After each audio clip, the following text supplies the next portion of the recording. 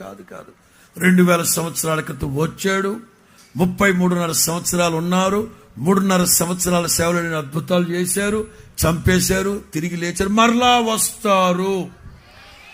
రెండవసారి యేసు క్రీస్తు ఎలా రాబోతున్నారు? 2000 సంవత్సరాల క్రితం బాల యేసుగా లేక యేసు బాబుగా శరీరధారిగా పుట్టాడు.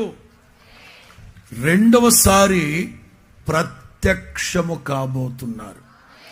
హెబ్రీ పత్రిక 9వ అధ్యాయం చివరి మాట అనుకుంటాను. హెబ్రీ పత్రిక 9 చివరి మాట.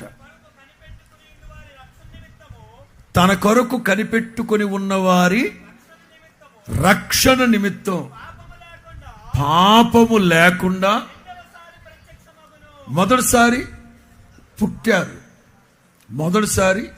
పుట్టాడు. రెండోసారి ప్రత్యక్షము కాబోతున్నారు.